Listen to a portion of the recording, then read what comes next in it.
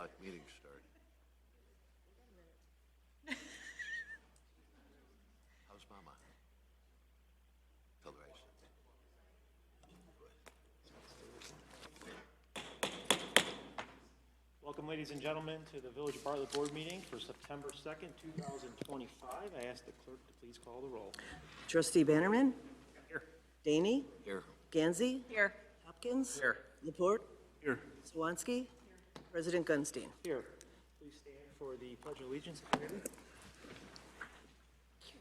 of Allegiance to the flag of the United States of America and to the republic for which it stands, one nation, under God, indivisible, with liberty and justice for all.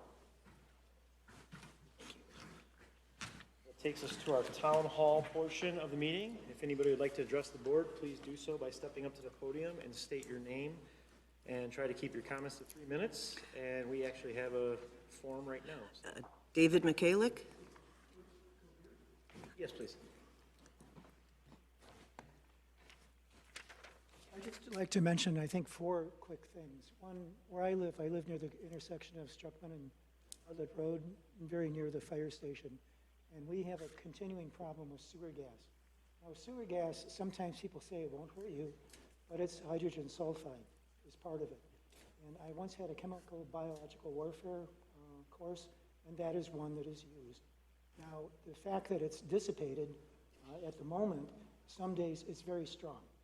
In the house across the street from me, it fills up her garage and the bathrooms. So the past couple of days, it's died down a bit. But the problem is it comes from the outside. You can smell it outside by the sanitary sewers, particularly right around the intersection. But if you walk up Struckman, you'll definitely smell it. And the other thing I wanted to address is this. You know, everyone hears all the cars driving around with the loud mufflers and backfiring and so forth. The problem is at night, it's very difficult to sleep when someone at 1 o'clock in the morning is doing backfires up and down Bartlett Road or up and down Struckman. And the other thing I wanted to mention is when you press the stoplight so you can walk, you get the little walk sign, people don't obey it. They're trying to walk across, not only me, but children and everything else. People don't obey it. They just go right through it. And the other thing I wanted to address is this. Somebody is dropping multiple bags of trash into the river right at the bridge. And so what I'd like to suggest is cameras be installed, so you can see who's doing that at the bridge, but also at the intersection. One with microphones, so you can hear the exhaust noise and get pictures of the cars doing it. Most of them are probably local, and it's a broad variety of cars. You've got Lamborghinis, there's a guy with a Ferrari, there's Corvettes, there's Mercedes-Benz, there's BMWs, and the Japanese cars with the loud mufflers. But they're all doing the backfiring. So what I'd like to suggest is, one, that you clean out the sewers. Don't just tell people they need to check their water trap. The sewers need to be cleaned. That's all there is to it. And now the thing is, this only started after those companies moved into the industrial center. There's a couple of food processors there, one of which is dairy products, which is where a lot of the stench came from. I don't know about the others, but there you go. I mean, that's what I do. And I think someone was out there cleaning it. But other municipalities, when you smell the sewer gas outside, not inside the homes, steps will be taken to clean out the sanitary sewers. Now, my neighbors and I think there might be a break in the sewer line near the intersection, which is allowing it to accumulate there. Maybe, I don't know, but this is something to look at. So you hit the 3 minutes? Fine. You're good. Anyway, thank you for listening. I'm grateful. And the other thing I'd like to do is, one time when I first complained about the traffic and racing, it was last year's 4th of July, so I mentioned it to 2 of the policemen, and then they stationed a car. It would be there. I don't know if the policemen were really in it, but it had a tremendous effect. It stopped, so at night we could sleep. So what I'd like to do is, whenever I've asked the police for help, they've always been helpful. I have no complaints about them at all. And I think they deserve a raise. So thank you. Thank you, David. Dan, can you look into that and get back to David? We have his information, so thank you, David. Anybody else like to address the board tonight? Do we have anybody online? Nope. Okay. No, sir. All right. That'll take us to our consent agenda. All items listed with an asterisk will be considered to be routine and be acted in one motion. There will be no separate discussion on these items unless a board member so requests, in which the item will be removed from the general order of business and considered at the appropriate time in the point of the agenda. With that said, would anybody like to add or remove anything from the consent agenda? Yes, I would like to add B1, Mo Zero's beta grant application to the consent agenda. Any questions on that? All right. Anybody else? Yes, I would like to add item E1. E1? Any questions surrounding that one? That was E1. E1? No questions? Anybody else? A2? Anybody have any concerns or questions regarding that? All right. Is that it? Looks like that's all of them. I would ask the clerk to, can I get a motion for a, I'll make a motion to make the adjustments to the standing committee reports. motion moved by trustee Laporte, seconded by trustee Daney. Clerk, please call the roll. Trustee Daney? Yes. Gansey? Yes. Hopkins? Laporte? Yes. Sawanski? Betterman? Yes. That motion carries. I ask the clerk, or can I get a motion to approve the amended consent? So moved. Second. Approved by trustee Daney, seconded by trustee Laporte. Clerk, please call the roll. Trustee Gansey? Yes. Hopkins? Laporte? Yes. Sawanski? Betterman? Yes. Daney? Yes. That motion carries. All right, that takes us to our treasurer's report. There's none. President's report, there's none. Does anybody have any questions or concerns for the board, or for the staff, or from trustees, board, whatever? Well, I just have a couple of recognitions I'd like to recognize. Because we didn't have a meeting last, for National Night Out, I'll start with the commissioners. In September, we recognize Martin Cash Nakowski. He's on the Police and Pension Board. He's served 1 year. Kirsten Erickson, Economic Development Commission. She has 15 years of service, which includes 2 terms of credit. Charlie Devereaux, Planning and Zoning Committee, 5 years.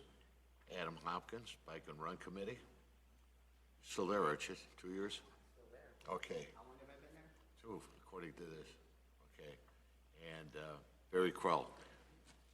Ladies, gentlemen, thank you very much for your service. We appreciate it very much. Can we have a round of applause, please?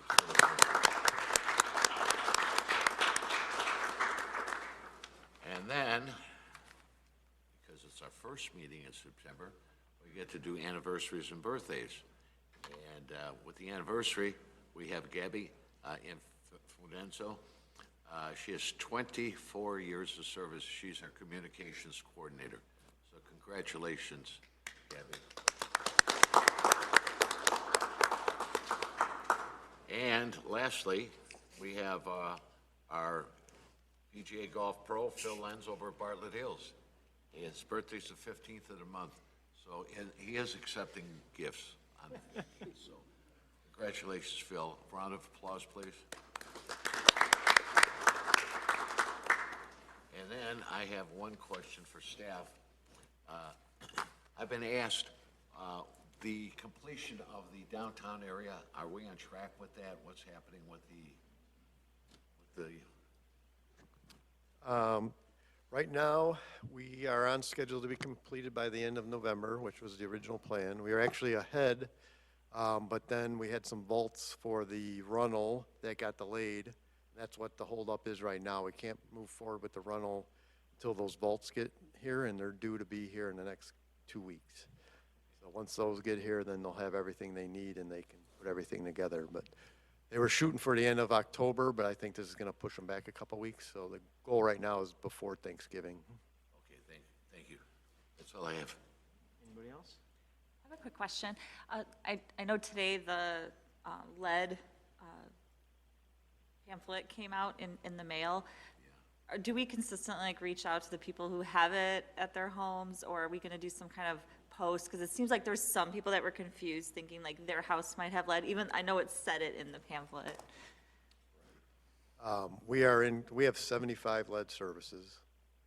We are in communication with all of those, especially the ones that we are sampling, which is 60 out of the 75.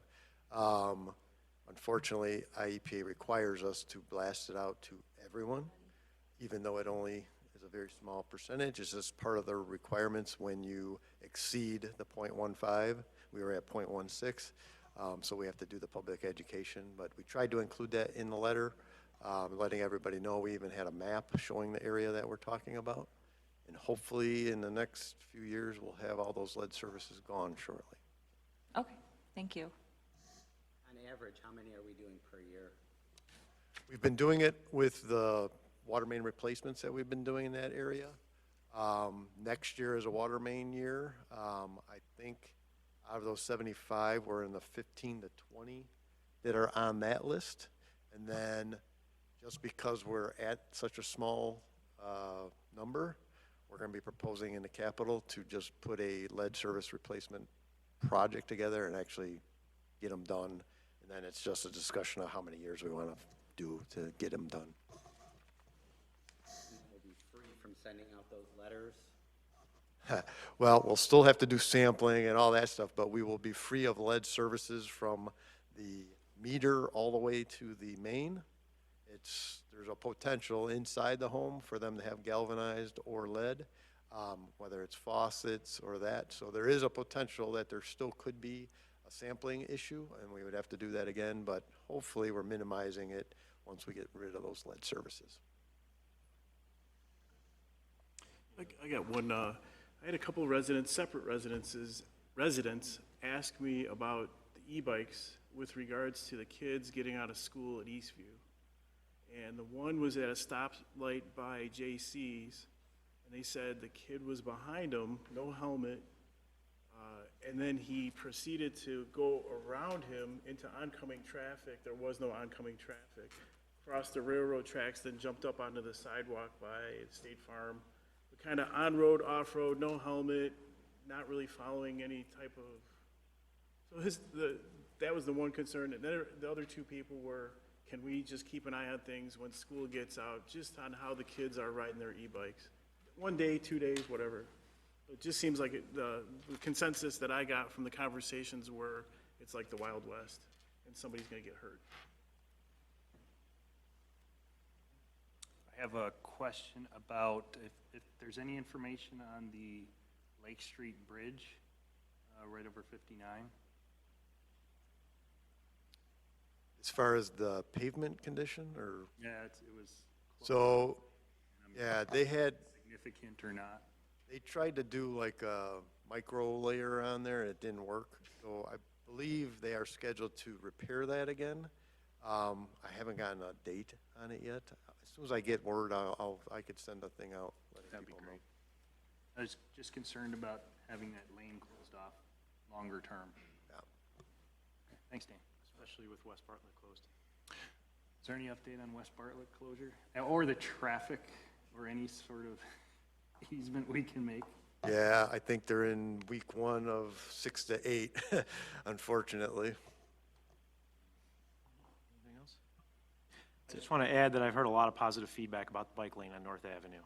And people are really excited and happy about it. Did hear that, yeah. And it's, you know, I know you're putting no parking at some point in that area, but people are excited about it. So it looks great too. So, all right. Any other questions? All right. We'll move on to standing committee reports. Building and Zoning, Committee Chairman Hopkins. Thank you, President Gunstein. Items A1 and A2 were covered under the consent tonight. We have item A3, which is an ordinance 2021-74, granting a special use permit and plan approval for the residents of Bartlett Station Plan Unit Development. In July 2024, the Village Board granted a 1-year extension requiring construction of the first floor above grade must begin by July 16th, 2025, or the Village Board would have the ability to revoke the PUD approvals. Construction did not start on the project, and while the PUD approvals have lapsed, the formal nullification of the approvals must be confirmed by ordinance adopted by the Village Board. The Committee of the Whole discussed the terms of the development agreement, as well as the letter submitted by the petitioner at their August 19th, 2025 meeting. The committee forwarded this item to the Village Board to vote on the revocation of the PUD approvals. I move to approve ordinance 2025-2025-86, an ordinance revoking the residence at Bartlett Station PUD approvals. Second. Second by trustee Daney. Any questions, concerns? I just want to mention that I don't think the petitioner is here tonight. I don't think he's online. Has he reached out to staff at all? He has not, but we will notify him that there could be discussion on it tonight. Okay. I notified his attorney as well. And did the lien holder of the property or the person that gave him the construction loan have anything to say, or? Not heard anything from any mortgage company that has a lien on the property. All right. Any further questions? Clerk, please call the roll. Trustee Hopkins? Yes. Laporte? Yes. Swansky? Yes. Betterman? Yes. Daney? Yes. Gansey? Yes. That motion carries. That's all we have under building and zoning tonight. Thank you, Chairman Hopkins. All the rest of the standing committee reports were covered under consent. We'll go to new business. If anybody has any new business they'd like to discuss. Not? Questions or answers? All right. Can I get a motion to adjourn? So moved. Moved by trustee Daney, second by trustee Swansky. Clerk, please call the roll.